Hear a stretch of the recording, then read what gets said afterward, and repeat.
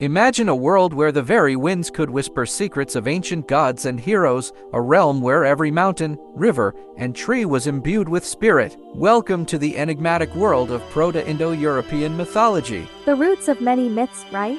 Precisely! It's the unseen thread woven through the tapestry of tales from Europe to Asia. But let's start at the beginning. Our story unfolds under the vast starlit sky of the Eurasian steppes, where the Proto-Indo-Europeans roamed with their herds. Who were they? They were the ancestors of many, the whispers of their language echoing through time in our very words today. They celebrated the Sky Father, Deities Pater, whose eye was the sun itself. A deity of the day sky? Yes, and from him, many gods of thunder and sky in later mythologies were born. But let's not forget the Earth Mother, Dhhm, whose fertility gave life to the land. The balance of sky and earth. Exactly. And it's said that they had 100 arms and 100 heads. Well, maybe not literally, but their influence was indeed vast. A bit of an exaggeration, but it paints a picture.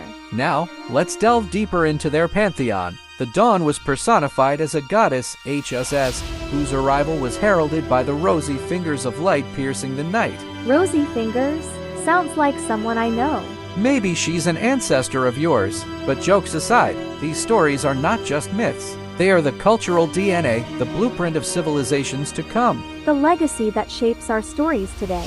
Indeed. And as the night falls on our first chapter, remember, these myths are but echoes of a past both mysterious and familiar. As we journey further into the heart of Proto-Indo-European mythology, we encounter the sacred center of their world, the Hearth. This was not just a fire pit, it was the divine flame around which the universe turned. A symbol of home and community? Exactly. It was guarded by the Hearth goddess, Hestia, whose flame nurtured the bonds of family and kinship. But the Hearth also had its protectors, the divine twins. Twins in mythology often mean something special, don't they? They do. They were the Dioskuroi, horsemen who rode across the sky. Some say they were the morning and evening stars, heralds of the sun's journey. Celestial guardians. That's quite poetic. Poetry in the stars, indeed. But their role was also earthly. They were patrons of sailors and brought blessings of good fortune. So, they bridged heaven and earth. Precisely. And speaking of bridges, let's talk about the god of pathways, Hermes. He was the messenger who traversed all realms, carrying words between gods and mortals. A god of travel and communication? Yes, and much more. He was also a guide for souls, leading them to the afterlife. His staff, entwined with serpents, is a symbol still recognized today. The caduceus. It's used in medicine now, right?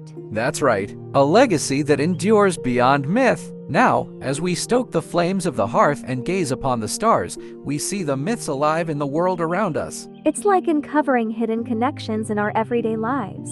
And that's the beauty of these ancient stories. They remind us that we are part of a larger narrative, one that began long before us and will continue long after. Beneath the earth, where roots entwine and darkness reigns, lies the realm of the Chthonic deities. These gods and goddesses preside over the Underworld, a place of mystery and shadow. A realm beneath our feet. Indeed, it's where the cycle of life and death unfolds. The Underworld was ruled by Hades, a god both feared and respected. The keeper of souls. Right, and alongside him, Persephone, the queen who brought seasons to the world with her departure and return. A tale of loss and rebirth. A beautiful cycle. But let's not forget the other chthonic figures, like the serpent Python, who guarded the Omphalos, the navel of the world. A guardian serpent?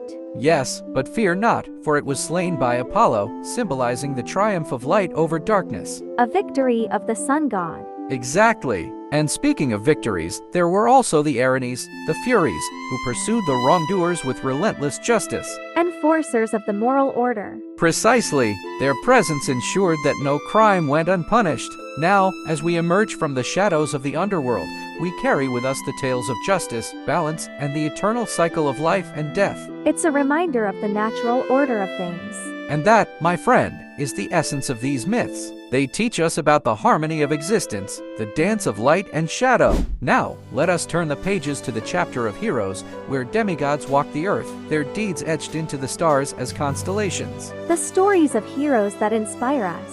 Indeed. Among them was Heracles, the embodiment of strength and perseverance, known for his 12 labors that challenged both mind and brawn. A true test of a hero's mettle.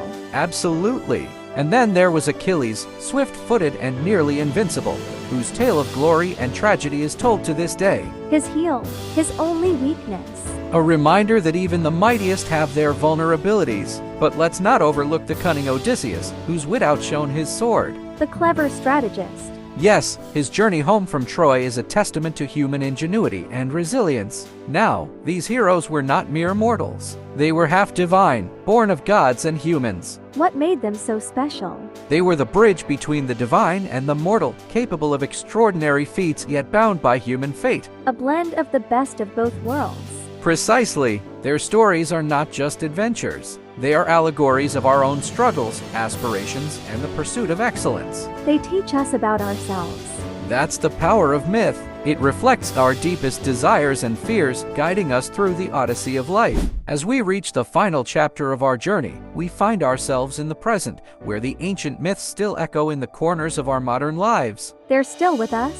More than you might think. The gods and heroes of old may not walk among us, but their stories are embedded in our culture, our language, and even our stars. Like constellations named after them. Exactly. And every time we speak of panic, echo, or tantalize, we invoke the names of Pan, Echo, and Tantalus. Our words are a mosaic of myths. So, we're all storytellers in a way. Precisely. And it's not just in words. Our values, our laws, and our art are all colored by these ancient narratives. They shape our identity. They do. And as we build our future, we carry forward the legacy of the Proto-Indo-Europeans, not just in tales of gods and heroes, but in the very essence of our being. It's like we're part of a never-ending story. That's the beauty of it. We are. And as we close this book, remember that every end is a new beginning. The myths of yesterday are the inspiration for the stories of tomorrow. And our story is just beginning. So, let's continue to weave the threads of the past into the tapestry of the future, creating a narrative as rich and as vibrant as the one we've explored together.